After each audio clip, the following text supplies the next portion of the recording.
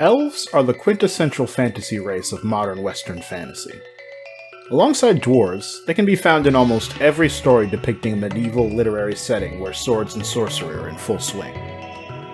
They serve as a juxtaposition to the humans that are usually the main focus of the story. They're humanity's ally against the forces of darkness, our rivals for honor and glory, and occasional love interests when we can manage to overcome our many differences. It's not hard to guess what purpose the elves will serve in any given story. We know what to expect from these fey humanoids. But is that not a problem? Do we have a problem? Huh? Have elves become predictable and passé? Have they not become a trope in and of themselves? Have they not become the irritating, annoying, arrogant bane of my fantasy-enjoying existence? I'm Elekidra, and this is why I can't stand fantasy elves.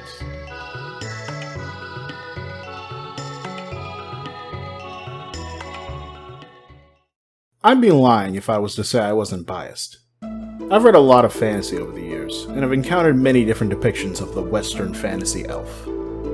Some are no different from the average man in disposition, such as the urban Dungeons & Dragons or Witcher elves. Growing up among humans, they share our culture and differ only in appearance and lifespan. However, far more common in the literary space is the proud and regal High Elf, popularized by J.R. Tolkien. One cannot discuss the modern depiction of elves without mentioning Tolkien. Galadriel and Legolas are household names among those who love the fantasy genre, as well as casual Lord of the Rings fans. Tolkien solidified, if not originated, our modern perception of what an elf is. Elves are tall and thin, smart and wise, and above all else, beautiful. They are scholars and warriors, smiths and healers, artists and hunters. They live far longer than humans, if not indefinitely, unless killed.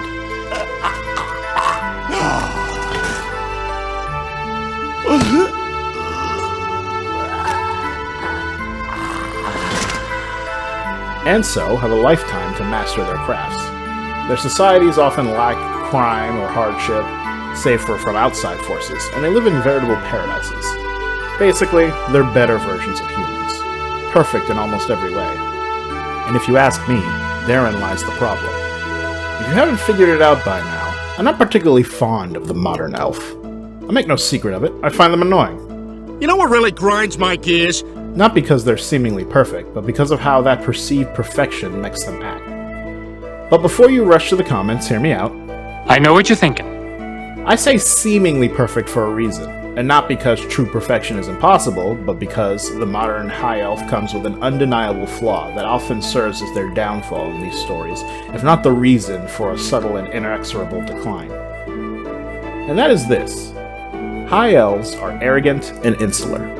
They think of themselves as better than other races, and often keep to themselves. It's often their defining personality trait. Aside from the friendly elves that tag along on our hero's journey, elves are typically haughty, disrespectful, and often flat-out racist. They look down on everyone around them, and treat other species with disregard and disdain, unless we prove ourselves useful, such as in a costly alliance against the forces of darkness. The elves have little regard for humanity. The truly irritating thing is because of the way they're written, they almost have a leg to stand on in their prejudice.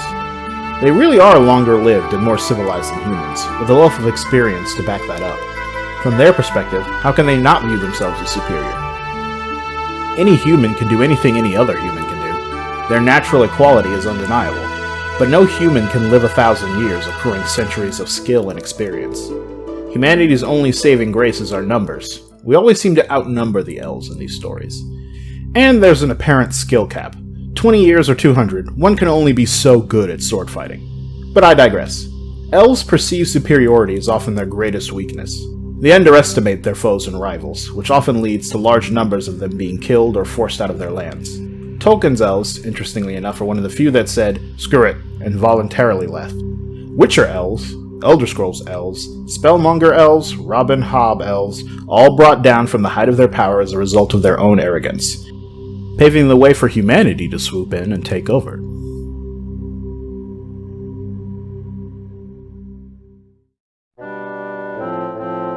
My favorite example of the arrogant high elf is more nuanced than what we often find in literature, in that they actually collaborate wholeheartedly with humans. And while still arrogant, and often frustrating, they don't allow that failing to define or hamper them. They grow beyond it. I'm of course referring to the Vulcans of Star Trek. I know what you're thinking. Vulcans aren't elves, they're aliens. Star Trek isn't even fantasy, it's sci-fi. What are you even talking about? Look, do I even need to defend myself here? Vulcans are long-lived, vegetarian, pointy-eared, physically exceptional humanoids who view their culture and way of life as superior to all those around them. Vulcans as space elves has long been the predominant view of the show's audience. Whether or not that was the original intent of the show's creator, Gene Roddenberry, is neither here nor there. I love the guy, but the directors of the various Star Trek programs clearly took the Vulcans in a direction where they could be viewed no other way. Whether or not that was their original intent. It's called Auteur theory, the school of thought that views a creative work of film as more the product of the director than the original writer. The Vulcans are space elves. Cool? Cool. Now that that's out of the way, please don't view this as some roundabout way of me trying to say sci-fi is better than fantasy. I love them both, but gun to my head, I definitely prefer fantasy books and games over science fiction. However, I can't think of a better portrayal of high elves overcoming their own shortcomings and collaborating with the races around them than the Vulcans of Star Trek. They overcame their prejudices and founded an interplanetary alliance alongside humans that includes hundreds of different species, and the Vulcans treat them all as equals.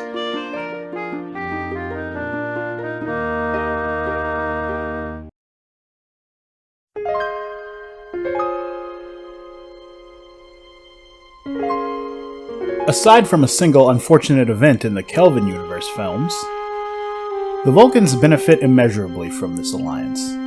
They view the Federation as one of the greatest achievements of their species.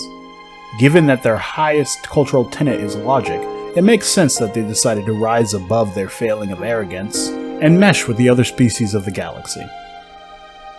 Turns out believing you're better than everyone else is not a productive foundation on which to base your diplomacy. Historically speaking, that never seems to end well. Look at the elves in The Witcher. They've certainly seen better days, and the elves of the Spellmonger books have been tying their own noose for millennia.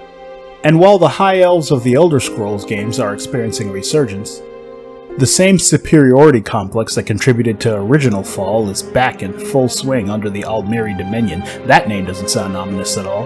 They never learn their lesson because, like all bigots, they're so in love with their own false sense of superiority that they'd rather die than admit that they aren't better than everyone else and treat those around them with a modicum of respect. How hard is that really? Can't we all just get along? I don't dislike elves. I think stories with races other than humans give us added opportunities for nuance, and a subtle way to express commentary on the real world by replacing real groups with fictional ones. But I am sick of the same old song. The same species doing the same thing and never learning its lesson. Humans grow and evolve. It takes us a long time. Alright, I get it! But we do. It's one of our defining qualities, the ability to grow and change. Perhaps that's the point. The elves show us what we'd be like if we lived for hundreds or thousands of years. Will we become jaded, stubborn, so set in our ways that we can't even begin to fathom a world that doesn't run the way it used to? Maybe elves show us why our time on this earth is limited. That extra long life is not necessarily the gift that we think it is. In so many stories, it often ends the same way for our elven friends. Near or total extinction. In some stories, the elves are already gone, dead for centuries due to some unknown horror, weakened in their hour of need by their own self-assured arrogance. But that need not be their fate. They need not be doomed to give way to young and hungry humans when they can live alongside them as friends and equals. They need only learn to grow and change. And we, as authors, need only do the same in the way that we write them. I'm Elekidra, and this has been why I can't stand Western fantasy elves. Thanks for watching.